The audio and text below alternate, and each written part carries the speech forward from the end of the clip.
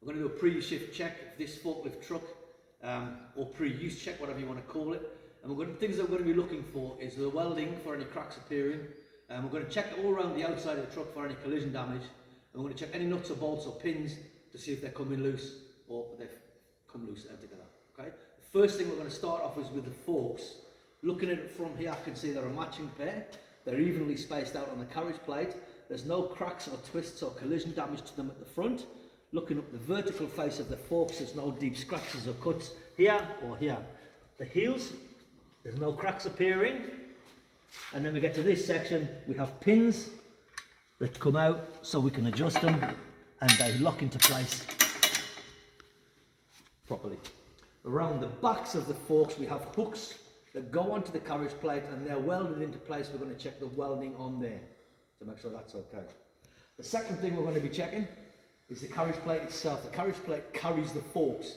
So if you can look at it, the square things that the pins lock into are called castellations. We're going to look to see if they're not rounded off. We're also going to look to see if it's lightly greased on the top so the forks can move easily.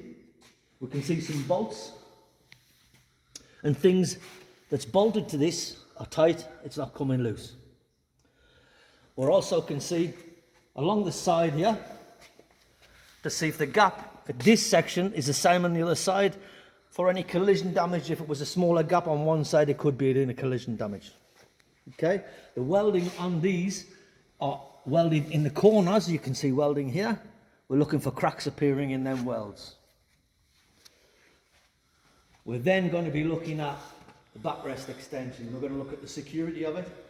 We've checked the bolts already to see that it's bolted into place, and then we're going to look at the welding to make sure there's no cracks appearing there. Looking down the side of it, the same as we did with the garage plate, we're looking to see if it's been in a collision by looking at the gap to see if it's the same either side.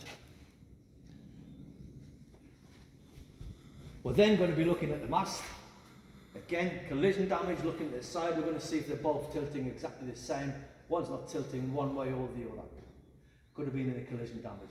There's a series of welds on this, which is at the side here, down here. We can see warning signs. We can see things that are bolted to it. Yep, it's not coming loose. Welding round here, going around the front now. You can see welding at this section. This section, coming down here, you can see welding down there. And the bar here. These bars are what's holding the mast in place. Once we've checked all them, we then can start looking at things like any pins. If we come around this section,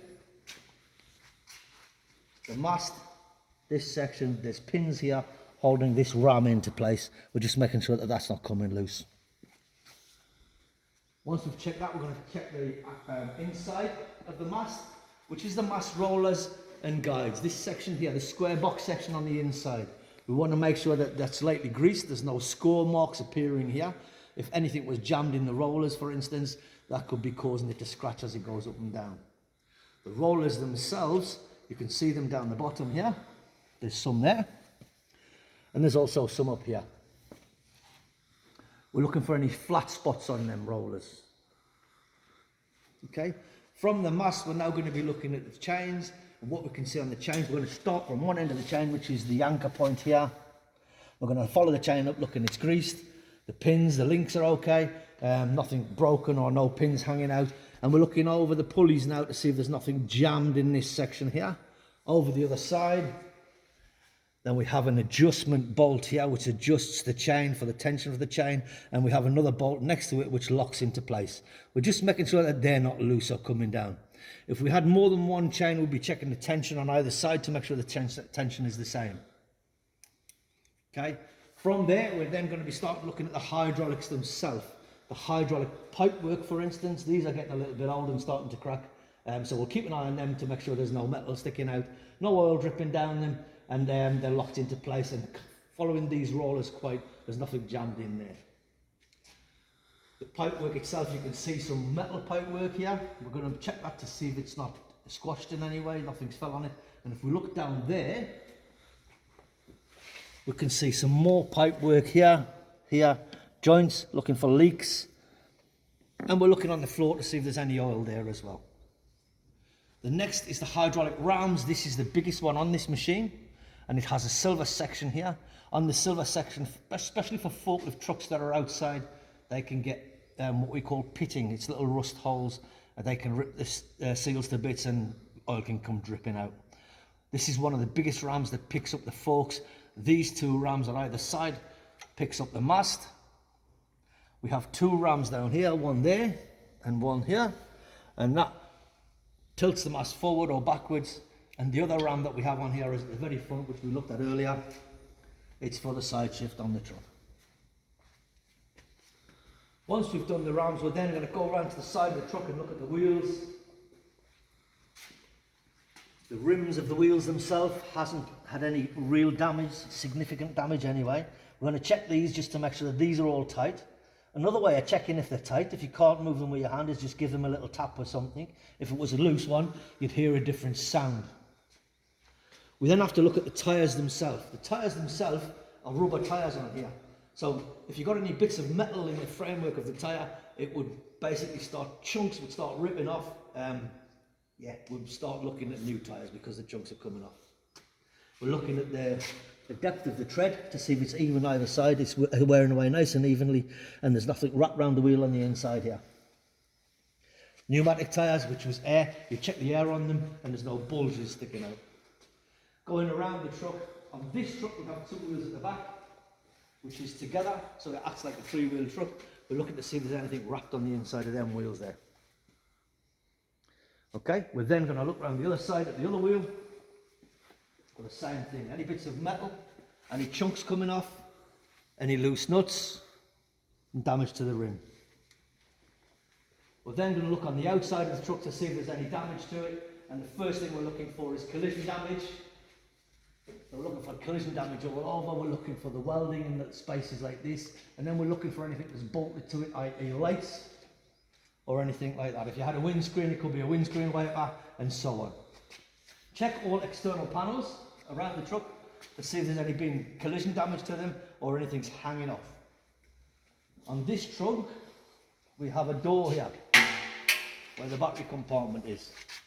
Okay, once these have been on charge, I've known people not to shut the doors properly. It's been left like that, and then when somebody's reversed the truck, the doors flew open. So just double check, see if the door is shut. These are called the ROPS, Rollover Protection System, and this is called FOPS, Fallen Object Protection System. Make sure there's nothing on there that can fall off as we start driving around as well. Okay, the light here at the back is in place, it's not falling off. There's nothing hanging off the truck that shouldn't be, and there's nothing stuck to the truck that shouldn't be stuck to the truck. We're then going to be starting to look at the rating plate. If you go around here with this camera, we have a rating plate on here. You can see on this truck we can pick up 1500 kg at a 500 millimeter load center at 3,300 millimeters height. If we increase the load center to 600 millimeters, we decrease what we can pick up. Okay, understand the rating plate, make sure it's clear, clean. We're then going to look at the operator's position. The operator's position is basically the footwell area. There's nothing going to interfere with the feet, i.e. bottles of pop underneath the pedals or anything like that. Then there's nothing around this seating area that's going to fall down there, neither. We have to look at everything in here to make sure it's in good condition. Things like the controls, the controlled identification. Yep, they're not broken, they're in good condition. Yep, steering wheel looks okay. We have a mirror here, make sure that's okay, it's clean and visible. We're then going to look at the seat. The seat itself has to be secure, it has to be adjustable, okay, and it has to have a seat belt. Check the buckle, the stitching, and the edging of the seat belt as you pull it all the way out. Check where it goes into, place it in, just make sure that it does work and it does release securely. Okay, once that's done, I'm going to get onto the truck. 3 points of contact, looking towards the truck and the truck, and put the seatbelt on.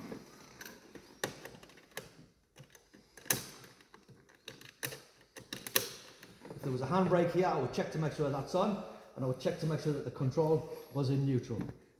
I'm then going to switch the truck on by putting the key in, make sure it all lights up, and most of the lights go off, leaving the parking brake light on.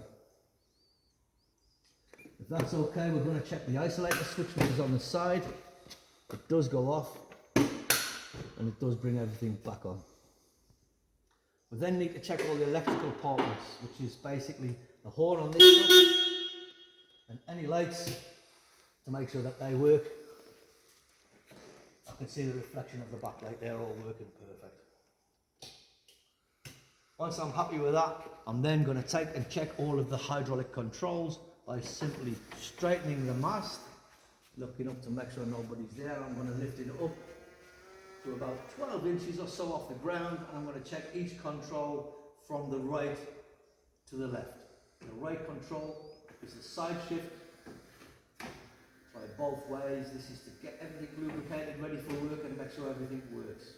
We're then going to place that back into the middle, and we're going to try the next one, which is the tilting mechanism. Forward is forward, back is back. Put that into its vertical position again. Don't worry if it's not perfectly vertical, because we can check it as we look around, look up, and bring it up to eye level. Once we're eye level, we can look at the forks, we can straighten them to make sure that it is vertical, and then we can switch the lights on and just check things that we couldn't check before. In this section here, we can see the anchor point of the chain at the bottom. We can see the internal roller guides and slides down here. We can see the bottom rollers that we couldn't see before. Yep. And we can also see that this ram is fully extended with no oil dripping down it or no pitching. Once we're happy that's in good condition, we can look left, right, and look up again. Taking it up, making sure that you don't hit anything. To the very top, we're going to leave it there for 10 seconds. During that 10 seconds, we can check the hydraulic rams that have just gone up on either side to make sure there's no oil coming down them and no pitting. After 10 seconds, we're going to try and lift it back up again. It didn't move, which indicates that it hasn't come down on its own weight. But once that's in a good condition, we're going to look left and right, make sure nobody's there. We're going to bring that down, starting off slowly and then speeding it up.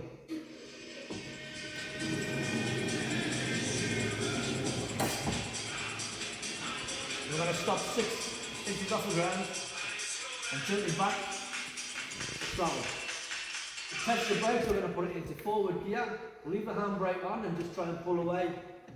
Nothing happening, that's good. We're then going to take the handbrake off, double check around us to make sure nobody's there, pull away using the foot brake to stop. We're then going to look behind the truck, see if there's any oil, no battery acid, test the brakes in reverse. Brilliant. Once that's done, we're going to check the steering by driving forward, doing the full lock to the left and the full lock to the right, listening for any clunking or noises that shouldn't be there. Just going to drive forward now. We'll turn it here, looking at the rear end string as well as the front. We'll turn it again. Look at the side again. Things here or anything.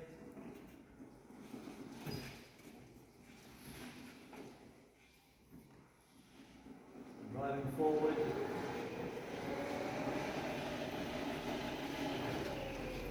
Testing the brakes. Neutral. Handbrake. We're now going to pop this machine up by tilting it forward, putting the tips on the floor, making it nice and safe, switching the lights off, ignition off, using 3 points of contact to dismount the truck and looking to make sure nobody's there. If we find a minor fault with the truck itself, i.e. a crack in the lens, it's nothing dangerous, we can still use the truck safely. We're just going to carry on using it and report it at break time, but we will record it in the book that we've just got. If it's a major fault, we're then going to report it straight away, record it straight away, and put a VOR system onto the truck, which is vehicle off-road. Thank you. I hope this is helpful.